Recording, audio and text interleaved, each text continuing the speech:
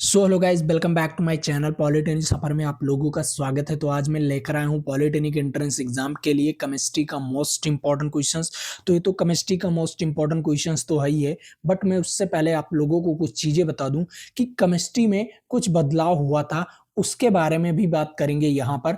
और सबसे चीज़ें आप लोगों को, मान लीजिए मैं अगर पहला नंबर क्वेश्चंस कराता हूँ तो उससे रिलेटेड जितने भी कंसेप्ट होंगे वो इसी वीडियो में दूंगा। तो चलिए आपका ज्यादा समय नहीं बर्बाद करता हूं, मैं लेकर चलता हूं टॉपिक पर। तो सबसे पहला क्वेश्चंस तो आपके सामने आ चुका है। तो आप लोग ने तो इसका थ्योरी तो पढ़ा ही होगा कि रदरफोर्ड के अल्फा प्रकीर्णन का प्रयोग के परमाणु स्वरूप किस चीज का खोज होता है। ये तो आप लोगों ने पढ़ा ही होगा किस चीज का खोज होता है। वो खोज होता है आप परमाणु में नाभिक। ठीक है, कैसे खोज हुआ? मान लीजिए अल्फा कण था, अल्फा कण से प्रकाश निकला। ठीक है, क्या हुआ? अल्फा कण से प्रकाश निकला, प्रकाश निकला तो ये जो रदरफोर्ड थे ना, ये बहुत दिमागदार थे। ठीक है, दिमागदार थे तो उन्होंने क्या किया, एक सोना सोना खरीदा और उसका एक पतला पन्नी बना दिया। क्या बना दिया? पीट पीट के एक पतला सा पन्नी बना दिया। अब पतला सा पन्नी जब बनाए तो यहां से जो प्रकाश गुजर रहा है, ठीक है, जो प्रकाश गुजर रहा है तो इस जब पन्नी पर पड़ता है, जब प्रकाश पन्नी पर पड़ता है तो कुछ प्रकाश तो वापस आ जाता है, कुछ प्रकाश उसी रास्ते में क्या आ जाता है, वापस आ जाता है। और कुछ प्रकाश यहां से जाने के बाद तिरछा, यहां से जाने के बाद तिरछा हो जाता है। तो उन्होंने एक चीज ऐसा बताया कि ऐसी कोई चीज है जो इस प्रकाश के कण को, मतलब प्रकाश को रोकता है। ठीक है, क्या करता है? रोकता है बीच में। तो वो उस चीज को उन्होंने क्या नाम दिया?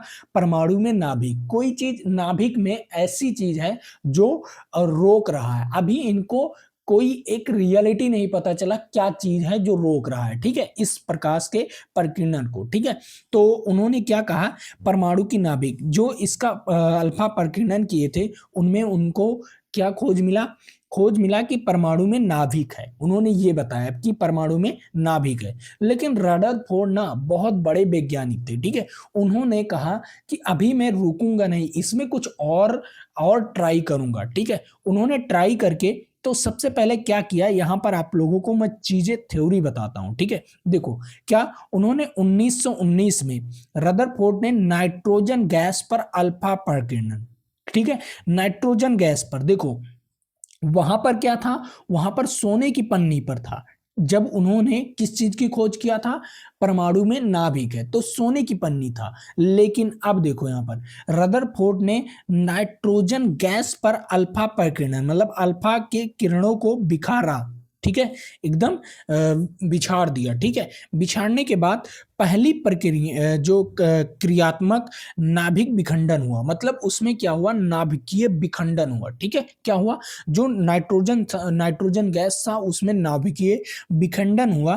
ठीक है, तो इससे क्या हुआ, उनका जो ऑक्सीजन था, जैसे नाइट्रोजन नाइट्रोजन था, नाइट्रोजन गैस, ठीक है, ये गैस था। उसके बाद जब ये ऑक्सीजन गैस 17 और किसमें, प्रोटॉन किसमें टूटा, वो क्या ऑक्सीजन गैस 17 में। ठीक है, और उसके बाद वो किसमें टूटा, वो टूटा, प्रोटॉन उत्पन्न हुआ। ठीक है, वो किसमें, जब उसमें नाभिकीय विखंडन हुआ। जैसे ये जो नाइट्रोजन गैस था ना, तो उसमें क्या हुआ, ऑक्सीजन 17 निकला और प्रोटॉन निकला। क्या निकला?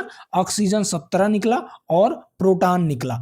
तो ये चीज आप लोग समझो। तब प्रोटॉन की खोज किया, किस पर अल्फा प्रकीर्णन का प्रयोग किए थे, किस पर अल्फा प्रकीर्णन का प्रयोग किए, तब प्रोटॉन निकला इस पर। ठीक है, किस पर? नाइट्रोजन गैस पर। ठीक है, ये चीजें समझ में आया, सभी को ये चीजें समझ में आ गया होगा। ठीक है, चलो अगला क्वेश्चन, इस क्वेश्चंस को देखते हैं। ये क्वेश्चंस देखो क्या कह रहा है, कह रहा है जल में घुलनशील भस्म, ठीक है, क्या होता है, जल में घुलनशील भस्म क्या होता है। तो यहां पर आपको कुछ चीजें दिया गया है, क्षारक दिया गया है, क्षार दिया गया है, संचारण दिया गया है और सारण दिया गया है। ठीक है, तो यहां पर देखो क्या चीज है, जो जल में घुलनशील भस्म होते हैं वो होते हैं क्षार। क्या होते हैं? वो होते हैं क्षार। ठीक है, समझ में आया, ये भी आप लोगों के लिए इंपॉर्टेंट है। ठीक है, चलो अगला क्वेश्चंस, इस क्वेश्चंस को देखो, इस क्वेश्चंस का नाम बहुत ही अच्छा खासा ये क्वेश्चन है और इसका जवाब आप लोगों को देना है। तो देखो क्या कह रहा है, निम्न में से कौन सा प्रबल अम्ल है। अब इनमें में से बताना है आपको कौन सा प्रबल अम्ल है। देखो प्रबल अम्ल और प्रबल क्षार दोनों में अंतर है। देखो अगर आप लोग किससे स्टार्ट करते हो, किससे स्टार्ट करते हो, अगर आप लोग जीरो से स्टार्ट करके 1 2 3 4 5 6 7 8 9 10 और यहाँ पर 13 और 14 तक जाते हो, क्योंकि 14 तक ही होता है पीएच मान। ठीक है, तो क्या होता है, अगर आप लोग देखो कुछ चीजें बता रहा हूं, उस चीजों को नोट करो। देखो अगर आप लोग इस तरफ बढ़ते हो, किस तरफ, 4 से मतलब 7 से नीचे की ओर, यहां पर मान लो 7 होगा, 7 से नीचे की ओर बढ़ते हो। ठीक है, 7 से नीचे की ओर बढ़ते हो मतलब 7 से जितना जितना जितना ज्यादा कम पीएच मान होगा, ठीक है, वो क्या होगा, अम्लीय होगा। क्या होगा वो, अम्लीय होगा। इतना चीज ध्यान में रखिएगा, क्या होगा, जितना कम पीएच मान, जितना कम कम पीएच मान, ठीक है, पीएच मान जितना कम होगा उतना ही अम्लीय होगा। ठीक है, और पीएच मान जितना ज्यादा होगा, 7 से जितना ज्यादा होगा, पीएच मान 7 से जितना ज्यादा होगा उतना ही क्षार, ठीक है, उतना ही क्षारीय प्रवृत्ति का होगा। और पीएच मान जितना कम होगा, 7 से जितना कम होगा उतना ही अम्लीय प्रवृत्ति का होगा। तो यहां पर ये चीजें समझ में आया। मैंने आपको 2 पॉइंट बताया और दोनों पॉइंट पर आपको काम करना है। तो देखो सबसे ज्यादा 7 से कौन सबसे ज्यादा कम है, 7 से आपका 3 कम है, ठीक है, लेकिन 3 से और कम है 0, तो 7 से बहुत ज्यादा कम है 0, तो इसका जो होगा, जो पीएच मान 0 पर होगा उसी का अम्लीय होगा। ठीक है, वही प्रबल क्या होगा, अम्लीय होगा, वही प्रबल अम्लीय होगा। ये चीज आपने समझ लिया। चलो अगला क्वेश्चंस, इस क्वेश्चंस को देखो, ये क्वेश्चन तो सभी बच्चे बता देंगे कि पोटेशियम तत्व का प्रकृति क्या होता है। ठीक है, बताओ प्रतीक क्या होता है। ठीक है, पोटेशियम तत्व का प्रतीक क्या होता है, बताओ सभी बच्चे कमेंट करके। ये 2023 और 22 में पूछा गया है। तो पोटेशियम, सभी बच्चे कहेंगे पोटेशियम तो पी हो जाएगा ना बच्चा, ना, गलत। पोटेशियम पी का नहीं होता, ये पी जो होता है ये फास्फोरस का होता है। ठीक है, पोटेशियम पी का नहीं होता। ठीक है, अब बताओ सभी बच्चे कमेंट करके बताओ कि पोटेशियम किस चीज का होगा।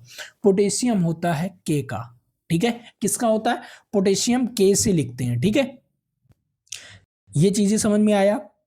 इसका राइट आंसर क्या हो जाएगा, पोटेशियम के। ठीक है, इसका राइट आंसर क्या हो जाएगा, के। चलो अगला क्वेश्चंस, इस क्वेश्चंस को देखो सभी बच्चे, सभी बच्चे इस क्वेश्चंस को देखो और इसका जवाब दो। देखो क्या कह रहा है, जो सोने, ठीक है, सोने के लैटिन नाम क्या है, जो सोना है ना उसका लैटिन नाम क्या है, बताओ। उसका लैटिन नाम है ओमर। क्या है, उसका लैटिन नाम है ओमर। ठीक है, सोने का लैटिन नाम है ओमर। तो इसका राइट आंसर क्या हो जाएगा, इसका राइट आंसर खा नंबर। ठीक है, चलो अगला क्वेश्चंस, इस क्वेश्चंस का जवाब बताओ सभी बच्चे कमेंट करके, कमेंट करो सभी बच्चे। अब यहां पर देखो इस क्वेश्चंस का जवाब देखो, परमाणु के संयोजक क्षमता रखने वाले को क्या कहते हैं, बताओ। परमाणु का जो संयोजन क्षमता होती है उसको हम क्या कहते हैं, उसको हम क्या कहते हैं। तो परमाणु की जो संयोजन क्षमता होती है उसके रखने वाले को हम कहते हैं संयोजकता। क्या कहते हैं, संयोजकता। ठीक है, इसको कहते हैं संयोजकता। ए इज राइट आंसर। चलो अगला क्वेश्चंस, हाँ, अब आता है आपके सामने बहुत ही अच्छा क्वेश्चंस और बहुत ही प्यारा क्वेश्चन। ठीक है, ये क्वेश्चंस कई बार पूछे जाते हैं आपके एग्जाम में और हाँ बहुत ही इंपॉर्टेंट है। और एक चीज, केमिस्ट्री में कुछ नई चीजें बदलाव किया गया है, केमिस्ट्री में ही नहीं पूरे साइंस की बात कर रहा हूँ, पूरे साइंस की बात कर रहा हूँ। Yes, SCIENCE। ठीक है, पूरे साइंस की बात कर रहा हूँ। NCERT ने बदलाव किया है, पूरे साइंस में बहुत चीजें बदलाव किया है, बहुत चीजों का सूत्र में बदलाव किया है। ये मैं पहले भी बता रहा था, पहले के वीडियो में भी बताया हूं और इस बार के वीडियो में भी बता रहा हूं। तो अगर पॉलिटेक्निक सफर से पढ़ोगे, जैसे मान लीजिए मैं क्या बदलाव किया है, एक 2-4 बता देता हूँ, ठीक है? तो पहला बदलाव किया है, मैं कुछ चीज़ें बताता हूँ एग्ज़ाम्पल के तौर पर। पहला, व्यंजक चूर्ण का सूत्र। अब बताओ व्यंजक चूर्ण का सूत्र क्या होता है? सभी बच्चे कमेंट करके यही बताएँगे। क्या बताएँगे? व्यंजक चूर्ण का सूत्र CaOCl2 यही बताएँगे ना? CaOCl2 यही बताओगे ना? सभी बच्चे यही बताओगे ना? ये पुरानी एनसीईआरटी की थी, ठीक है? ये जो सूत्र था पुरानी एनसीईआरटी का था, ठीक है? आप लोग गूगल पर जाकर सर्च भी कर लेना, क्योंकि मैं एनसीईआरटी बुक खरीदता रहता हूँ हर समय, और एनसीईआरटी बेस्ड ही सभी लोग पढ़ेंगे, ठीक है? अब देखो, अब कहोगे सर नए चीजों का सूत्र क्या होता है? नई, अब देखो नई नई एनसीईआरटी जो आया है उसका सूत्र है CaOCl का होल ट्वाइस, ठीक है? इसका नई सूत्र ये है, ठीक है? नई एनसीईआरटी का सूत्र ये है और पुरानी एनसीईआरटी का सूत्र ये है। तो आप लोग ना जो न्यू पैटर्न पढ़ा है उसके बारे में जाओ, और किसी यूट्यूबर से जाओ देख लो, जाओ देख लो। मैं पॉलिटेक्निक के यूट्यूबर्स की बात कर रहा हूँ, कोई अगर ये बता दे तो बता देना। अगर ऐसा फार्मूला आपको पढ़ा देना तो बता देना, पूरी गारंटी के साथ कर रहा हूं। हाँ, मैंने आपको पुरानी भी चीजें बताया, ठीक है? कहीं कहीं आपको पुरानी सूत्र दिख जाएगा, कहीं कहीं नई सूत्र दिख जाएगा, और कहीं अगर दोनों सूत्र दिख रहा है तो आपको सबसे पहले प्रोफिक्स देना है नई सूत्र को। आप लोग कमेंट करके, कमेंट नहीं यार, अभी ये वीडियो अभी पोस्ट करो, पोस्ट करने के बाद सीधा जाकर गूगल पर सर्च कर लो, ये चेंज हुआ है कि नहीं, ये चेंज हुआ है कि नहीं, और बहुत सारी चीजें चेंज हुआ है जो कि मैं आपको बता रहा हूं, ठीक है? जो कि मैं आपको बताऊंगा, ठीक है? और वीडियो में मैं धीरे धीरे सारी चीजें बता दूंगा, बट आप लोग ना देखते नहीं वीडियो। पॉलिटेक्निक सफर को छोटा चैनल समझते हो, चैनल कभी छोटा मत समझना, ठीक है? चलो, अब यहां पर देखो इस क्वेश्चन का जवाब क्या कह रहा है। एक तत्व एक्स, ठीक है? कोई तत्व है एक्स, ठीक, समझ आया? इलेक्ट्रॉन की संख्या कितना है? 15 दिया गया है। न्यूट्रॉनों की संख्या 16 दिया गया है। तो निम्नलिखित में से कौन सा तत्व का सही प्रदर्शन है? तो सबसे पहले मान लो कोई तत्व था वाई, ठीक है? कोई तत्व है वाई, तो यहां पर क्या लिखते हैं? यहां पर उसका इलेक्ट्रॉन इलेक्ट्रॉन लिखते हैं। जैसे मान लीजिए उसका इलेक्ट्रॉन 16 था, ठीक है? और इसके ऊपर यहां पर हम क्या लिखते हैं? भार लिखते हैं। भार क्या लिखते हैं? भार लिखते हैं। द्रव्यमान लिखते हैं। क्या लिखते हैं? द्रव्यमान। मान लीजिए उसका द्रव्यमान कितना होगा? 32 होगा, ठीक है? कितना द्रव्यमान था? 32 था। अब ये बताओ परमाणु द्रव्यमान कैसे निकालते हैं और परमाणु इलेक्ट्रॉन कैसे निकालते हैं? न्यूट्रॉन दिया गया है, देखो परमाणु द्रव्यमान, तो आपको क्या चीजें दिया गया है? इलेक्ट्रॉन तो दे दिया गया है, तो इलेक्ट्रॉन तो होगा, तो जिसमें यहां पर 15 होगा, जिसमें यहां पर 15 होगा वही सही होगा। अब देखो यहां पर दोनों ऑप्शंस में क्या है? ए और सी में 15-15 दिख रहा है, तो ये गलत हो गया, ये गलत हो गया। अब क्या करोगे सर? अब करोगे क्या? मान लीजिए एक्स है, यहां पर तो 15 हो गया, ये तो दो ऑप्शंस में दिख रहा है, बट आपको यहां पर क्या लिखना है? यहां पर उसका द्रव्यमान लिखना है। तो परमाणु द्रव्यमान कैसे निकलेगा? परमाणु द्रव्यमान निकालने के लिए सिंपल है, परमाणु द्रव्यमान, द्रव्यमान, ठीक है? द्रव्यमान निकालने के लिए इलेक्ट्रॉन प्लस न्यूट्रॉन की संख्या, इलेक्ट्रॉन प्लस न्यूट्रॉन कितना है? इलेक्ट्रॉन कितना है? 15 है, और न्यूट्रॉन कितना है? 16 है। तो इसकी संख्या अगर प्लस कर देंगे तो कितना आ जाएगा? 31। तो इसके पावर क्या हो जाएगा? 31। तो कौन सा ऑप्शन सही जाएगा? अब बच्चे ही कमेंट करके बताएंगे कि कौन सा ऑप्शन सही जाएगा। सभी बच्चे कमेंट करके बताएं कि कौन सा ऑप्शन सही जाएगा। वेरी इंपॉर्टेंट है, बहुत ही इंपॉर्टेंट क्वेश्चन है ये, ठीक है? तो बताओ कौन सा ऑप्शन सही जाएगा? ऑप्शन सही जाएगा ए वाला, ठीक है? और ये 2023, 22, 19, 20 और 12 इसमें पूछा गया है, ठीक है? बहुत बार ये क्वेश्चंस पूछा गया है। चलो अगला क्वेश्चंस, इस क्वेश्चंस का बताओ सभी बच्चे कमेंट करके, इस क्वेश्चंस को बताओ। आओ सभी बच्चे इस क्वेश्चन का कमेंट करके बताओ। क्या कह रहा है? निम्नलिखित में से कौन सा mg के इलेक्ट्रॉन वितरण को सही में प्रदर्शित करता है? ठीक है, सभी को समझ में आ गया। देखो यहाँ पर जो मैग्नीशियम है, मैग्नीशियम का जो इलेक्ट्रॉनिक वितरण करना है, ठीक है, इलेक्ट्रॉनिक वितरण करना है वो किस प्रकार किया जाएगा, इसके बारे में आपको बताना है, ठीक है। तो इस क्वेश्चंस का जवाब बताओ, तब तक मैं आप लोगों को कुछ छोटी सी इंफॉर्मेशन दे दूं।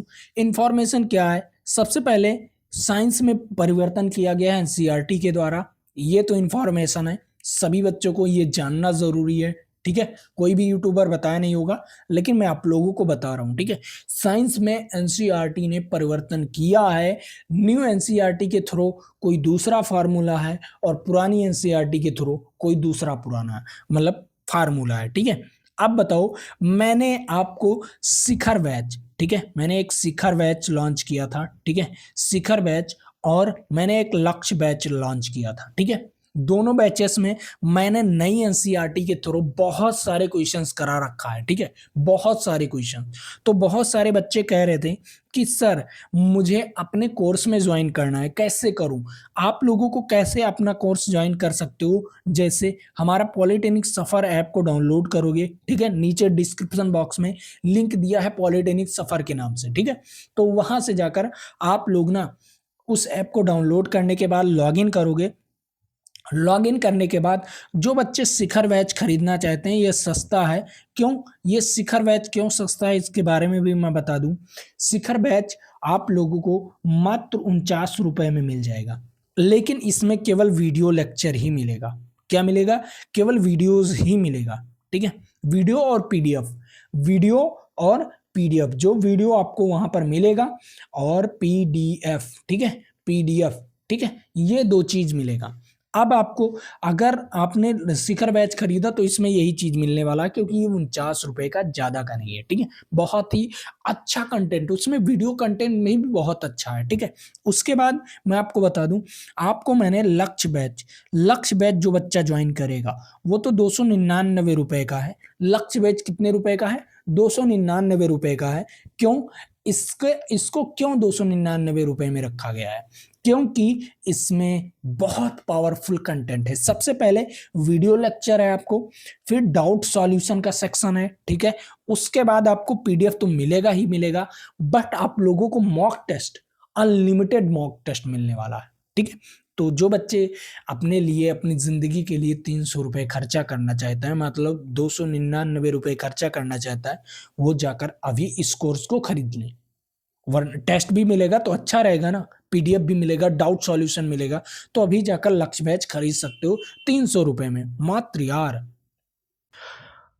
और बहुत सारे बच्चे कहते हैं कि सर मुझे वीडियोस ही चाहिए, मुझे टेस्ट नहीं चाहिए। तो टेस्ट नहीं चाहिए तो भैया शिखर बैच जाकर ले लो, ठीक है, अभी लॉन्च है, 49 रुपए में ऑफर अभी है, वरना उसका प्राइस हो जाएगा 199 रुपए, ठीक है। तो जाओ यार अभी, वो 499 का कोर्स था, मैंने 49 रुपए में कर दिया। देखो कितना ऑफर दिया है, अब इतना ऑफर अभी लिमिटेड समय के लिए है, तो जाकर उस ऑफर का फायदा उठा लो, ठीक है, जाओ जल्दी से। अब देखो यहाँ पर क्या है, मैग्नीशियम क्या कह रहा है, इलेक्ट्रॉन का वितरण कैसे करना है। तो मैग्नीशियम का परमाणु क्रमांक क्या होता है सर, 12 होता है। अब 12 को इस प्रकार करो, तो पहले कक्ष में कितने इलेक्ट्रॉन, 2 इलेक्ट्रॉन सर, दूसरे कक्ष में 8, तो 8 और 2 10 हो गया, और लास्ट में बचा 2, तो क्या होगा 2 8 2। कौन सा ऑप्शन सही जाएगा, 2 8 2 इज राइट आंसर। कौन सा ऑप्शन, 2 8 2 इज राइट आंसर। इसका राइट आंसर आप लोग जान गए, ठीक है। चलो अगला क्वेश्चन, इस क्वेश्चंस के बारे में बताओ। देखो ये क्वेश्चंस क्या रहा है, सिंपल है। एक तत्व है जिस पर 3 धन आवेश है, ठीक है। 3 धन आवेश का मतलब क्या होता है, 3 धन आवेश का, मान लो कोई तत्व है उस पर, मान लो कोई तत्व है, कोई तत्व वाई है, ठीक है, उस पर 3 धन आवेश है। 3 धन आवेश का मतलब है उसने 3 इलेक्ट्रॉन किसी को दे दिया। क्या कहा, उसने 3 इलेक्ट्रॉन किसी को दे दिया। अब यहां पर देखो क्या कह रहा है, यहां पर आपको परमाणु द्रव्यमान उसका दिया गया है 27। कितना दिया गया है, परमाणु द्रव्यमान उसको दिया गया है 27, और न्यूट्रॉनों की संख्या दिया गया है 14। तो न्यूट्रॉनों की संख्या घटा दो, इलेक्ट्रॉनों की संख्या निकल आएगी। इसमें में से न्यूट्रॉनों की संख्या घटा दो, सिंपल घटाया तो 13, कितना आ जाएगा, 13 आ गया। अब देखो क्या आ गया, 13 आ गया। 13 फुल इलेक्ट्रॉनों की संख्या है भाई, ठीक है। जो 13 है ना, इसका इलेक्ट्रॉनों की संख्या 13 है उस तत्व में, जब तक उस पर कोई चार्ज नहीं लगा था, ठीक है। मान लो वाई, जब वो वाई था तो उसका जो इलेक्ट्रॉन था उसमें कितना था, 13 था। बट उसने जब उस पर +3 चार्ज आ गया तो उसका इलेक्ट्रॉन कितना होगा, क्योंकि उसने 3 इलेक्ट्रॉन किसी और को दे दिया, 3 इलेक्ट्रॉन क्या किया, किसी और को दे दिया। जब उस पर +3 चार्ज आ गया तो 13 में से अगर 3 को घटा देंगे तो कितना बचेगा, 10। तो इसका राइट आंसर होगा 10। बहुत सारे बच्चे 13 मारकर चले जाएंगे, लेकिन नहीं, क्योंकि 3 धन आवेश का भी ध्यान रखना है, ठीक है। किस चीज का, इस 3 धन आवेश का भी ध्यान रखना है, ठीक है। तो इसका राइट आंसर 10 ना कि 13, ठीक है। समझ में आया, इसका राइट आंसर क्या हो जाएगा, 10, ठीक है। सभी को ये क्वेश्चन समझ में आ गया होगा, ठीक है। चलो अगला क्वेश्चन। अब यहां पर क्या बोल रहा है, यहां पर बोल रहा है एक संयोजकता वाले तत्व बताओ। एक संयोजकता वाले तत्व कौन कौन से हो सकते हैं। धातु भी हो सकता है और अधातु भी हो सकता है। जैसे जैसे अधातु कैसे, फ्लोरीन, फ्लोरीन अधातु। धातु कैसे, सोडियम, ठीक है। फ्लोरीन सोडियम, ठीक है। मिला, मिला आपको। तो इसका राइट आंसर क्या हो जाएगा, इसका राइट आंसर धातु और अधातु दोनों, ठीक है। चलो अगला क्वेश्चन। इस क्वेश्चन को देखो, क्या है, परमाणु। परमाणु का प्रथम मॉडल देने वाला शख्स कौन था, ठीक है। देखो, परमाणु का प्रथम मॉडल देने वाला कौन था, प्रथम मॉडल, परमाणु का प्रथम मॉडल। सभी बच्चे कमेंट करके बताएंगे, क्योंकि ये बच्चे पढ़ चुके हैं। परमाणु का प्रथम मॉडल जे थॉमसन ने दिया था। इनका मॉडल कैसा था, इनका मॉडल कैसा था, प्लम पुडिंग मॉडल ना, यही था ना जे थॉमसन का। बताओ, सभी बच्चे बताओ, प्लम पुडिंग मॉडल था कि रदरफोर्ड का मॉडल था। सभी बच्चे ये एक चीज कमेंट करके बताना कि जे थॉमसन का कौन सा और नाम था परमाणु मॉडल में, ठीक है। ये चीज समझ जाना। पहला इसका ऑप्शन तो डी है, लेकिन मैंने जो बताया उसके बारे में कमेंट करके बताना, ठीक है। चलो अगला टॉपिक यहां पर आया। इस क्वेश्चन को देखो, 3 प्रोटॉन 4 न्यूट्रॉन का परमाणु संयोजकता कितनी है, बताओ। परमाणु संयोजकता, 3 प्रोटॉन, प्रोटॉन को ही इलेक्ट्रॉन, प्रोटॉन बराबर इलेक्ट्रॉन, तो इसको प्रोटॉन को ही मानते हैं परमाणु क्रमांक, ठीक है। क्योंकि सभी बराबर होते हैं, इलेक्ट्रॉन भी बराबर होता है, प्रोटॉन भी बराबर होता है, और क्या कहते हैं, परमाणु क्रमांक भी बराबर होता है, ठीक है। सभी बराबर होते हैं, तो इसके बराबर परमाणु क्रमांक, परमाणु क्रमांक पहले कक्ष में 2 इलेक्ट्रॉन हो जाएगा और लास्ट वाले कक्ष में 1 इलेक्ट्रॉन। तो उसका परमाणु संयोजकता कितनी होगी, लास्ट वाला 1, ठीक है। परमाणु संयोजकता कितनी होगी, 1। तो इसका राइट आंसर 1, ठीक है। चलो अगला क्वेश्चन। अब इसका राइट आंसर बताओ, एल्युमिनियम का परमाणु में इलेक्ट्रॉन का वितरण बताओ। एल्युमिनियम के परमाणु में इलेक्ट्रॉन का वितरण कमेंट करके बताओ भाई, सभी बच्चे कमेंट करके बताइए ना, बताइए ना। मैं आपको कुछ और नई चीजें बताना चाहता हूँ, ठीक है। ये चीजें तो आप लोग करके बताओगे। अब मैं बताना चाहता हूं, ठीक है, अब मैं बताना चाहता हूं कि पूरे आवर्त सारणी में ऐसा कौन सा तत्व है, ऐसा कौन सा तत्व है जो आधातु होते हुए भी, आधातु, ठीक है, आधातु होते हुए भी धातु की तरह चमकता है, बताओ। पूरे आवर्त सारणी में ऐसा कौन सा तत्व है जो आधातु है, ठीक है, बट वो धातु की तरह चमकता है, बताओ, कमेंट करके बताओ। मैं इसमें 2 क्वेश्चंस बताने वाला हूं, ठीक है। आधातु है बट वो धातु की तरह चमकता है, कौन सा चीज होगा, आयोडीन। कौन सा चीज होगा, वो है आयोडीन, जो आधातु है बट धातु की तरह चमकता है, ठीक है। समझ आया, एक क्वेश्चन ये हो गया। दूसरा क्वेश्चन, आवर्त सारणी में ऐसा कौन सा धातु है, ठीक है, ऐसा कौन सा धातु है जो, धातु तो है बट वो आधातु की तरह रहता है, ठीक है, आधातु की तरह दिखता है, ठीक है, वो धातु तो है बट वो आधातु की तरह दिखता है। ये दो क्वेश्चंस आपको कंसेप्ट मतलब कंफ्यूज करने वाली है, ठीक है, दोनों कंसेप्ट समझो। एक क्या है, धातु है बट वो आधातु की तरह प्रतीत होता है, बताओ कैसे, ऐसा कौन सा तत्व है, बताओ सभी बच्चे कमेंट करके बताओ। कोई अगर ये चीज बताया है ना, पूरे यूट्यूब की बात कर रहा हूं, कोई ये क्वेश्चंस बताया है ना, मैं गारंटी करता हूं कोई बताया नहीं होगा, मैं गारंटी करता हूं। और आपके एग्जाम में ये हूबहू बहू बनने वाला है। अगर मैं एग्जामिनर होता ना तो ऐसे ही क्वेश्चन बनाता, सोचो ऐसे ही क्वेश्चन बनाता। अब आपको केमिस्ट्री में मजा आने वाला है, ठीक है। वो है वो है लेड। आप कहोगे लेड क्या है सर, लेड होता है सर सीसा।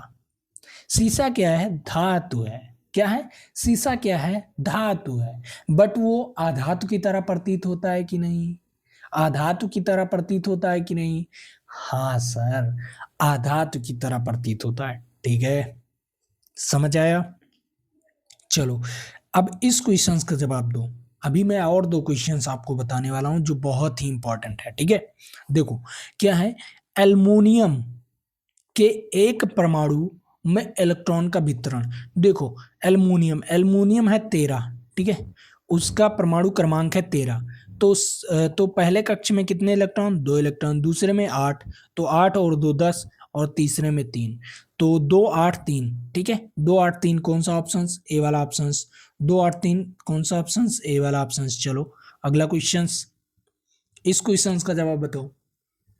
और हाँ, ये जो मैंने क्वेश्चंस बताया ना, ये ऐसे ही क्वेश्चंस ना, आपको ऐसे ही कंसेप्चुअल क्वेश्चन, पूरे आवर्त सारणी का कंसेप्चुअल क्वेश्चन मैंने अपने अपने बैच, लक्ष्य बैच और शिखर बैच में बता रखा है, लक्ष्य बैच और शिखर बैच में बता रखा है। तो बताओ ना यार, आप लोगों के लिए लक्ष्य बैच और शिखर बैच तो आप लोगों के लिए बहुत ही इंपॉर्टेंट है, बहुत ही इंपॉर्टेंट है, बहुत ही इंपॉर्टेंट है, बहुत ही इंपॉर्टेंट है, ठीक है। मैं नहीं कहता कि खरीदो मत, मैं आपको हर एक वीडियो में बताऊंगा, लेकिन वहां पर मैं ऐसे ही कंसेप्चुअल चीज एक ही वीडियो में बता दिया है। और जब ऐसे ही कंसेप्चुअल चीज एक ही वीडियो में मैंने बता दिया है ना, तो आपको याद करने में आसानी होगी, ठीक है। तो इसलिए मैं कह रहा हूं खरीद लो, अगर नहीं खरीदना चाहते तो कोई दिक्कत नहीं, ठीक है। नीचे डिस्क्रिप्शन बॉक्स में ऐप का लिंक दिया हुआ है, देखो यहाँ पर ओजोन के एक अणु में कितने परमाणु होते हैं, ओजोन के एक अणु में कितने परमाणु होते हैं, 3 परमाणु होते हैं सर, ठीक है, O3, ठीक है, 3 परमाणु होते हैं, इसका राइट आंसर हो जाएगा बी वाला ऑप्शन, ठीक है। अब आओ, अब आओ, इस क्वेश्चंस का जवाब आप लोग दो, ठीक है। क्या कह रहा है ये क्वेश्चंस, निम्नलिखित में से कौन सा कथन प्रयोग करने के लिए गलत होगा, बताओ, निम्नलिखित में से कौन सा कथन प्रयोग करने के लिए गलत होगा। कितना क्वेश्चन है यार, बहुत ज्यादा क्वेश्चन, ठीक है। कहां पर था, निम्नलिखित में से कौन सा कथन प्रयोग करने के लिए गलत होगा, ठीक है, कौन सा कथन प्रयोग करने के लिए गलत होगा। अब बताओ, इस क्वेश्चंस का जवाब बताओ, ठीक है। कहां पर, निम्नलिखित में से कौन सा कथन प्रयोग करने के लिए गलत होगा। यहां पर देखो क्या है, तत्व का, एक तत्व का एक मोल, ठीक है, एक यौगिक का एक मोल, एक तत्व का एक परमाणु, ठीक है, एक यौगिक का एक परमाणु। देखो मोल में आप लोग तत्व को भी नाप सकते हो, कोई दिक्कत नहीं, मोल में आप यौगिक को भी माप सकते हो, कोई दिक्कत नहीं। तत्व में हमेशा एक परमाणु होता है, ठीक है, परमाणु ही होते हैं ना तत्व में, ठीक है। अब देखो उसके बाद यौगिक, यौगिक को एक परमाणु में नहीं नाप सकते, क्यों, यौगिक क्या होता है, CO2, जैसे दो दो तत्वों का मेल, तो एक परमाणु थोड़ी होगा, एक ये होगा एक ये होगा, दो हो गया। जैसे NH4 NH3 सॉरी NH3, ठीक है, NH3 एक दो, ठीक है। जैसे मेथेन CH4 दो, ठीक है। जैसे आप लोग NaOH, ठीक है, देखो NaOH यहाँ पर एक दो तीन, ठीक है, ये चीजें देखना है। ठीक है, तो यौगिक में आप लोग एक परमाणु नहीं दिखेगा। ठीक है, चलो अगला क्वेश्चन। इस क्वेश्चन का जवाब बताओ। देखो क्या कह रहा है, निम्नलिखित में से कौन सा एक आयनिक यौगिक का गुण नहीं। अब देखो यहाँ पर पानी में घुलनशील और पेट्रोल में अघुलनशील, कम गलनांक और क्वथनांक। देखो जो आयनिक यौगिक होगा ना, उसका कम गलनांक और कथनांक जो होता है ये अधिक होता है। ठीक है, क्या होता है, ये अधिक होता है, कम नहीं होता। ठीक है, कौन सा ऑप्शन, बी वाला ऑप्शन इज राइट आंसर। ठीक है, चलो अगला क्वेश्चन। इस तत्व का जवाब, मतलब इस क्वेश्चन का जवाब आप लोग कमेंट बॉक्स में बताएंगे। ठीक है, किसमें, कमेंट बॉक्स में बताएंगे। और हाँ, जो लोग लक्ष्य बैच और शिखर बैच खरीदना चाहते हैं वो लोग अभी जाकर ऐप को डाउनलोड कर लें, वहां पर आप लोगों को सारी चीजें मिलेगा। ठीक है, और ये पीडीएफ तो हमारे ऐप पर ही मिलना है, तो आपको डाउनलोड ही करना है ऐप को। ठीक है, और टेस्ट भी कुछ कुछ टेस्ट भी फ्री में दे दिया हूँ, उस टेस्ट को भी जाकर आप लोग फ्री में दे सकते हो। ठीक है, तो आज के लिए इतना ही। जय हिंद, जय भारत। फिर मिलेंगे आपके साथ अगले वीडियो में। और हाँ, ऐप का लिंक नीचे डिस्क्रिप्शन बॉक्स में।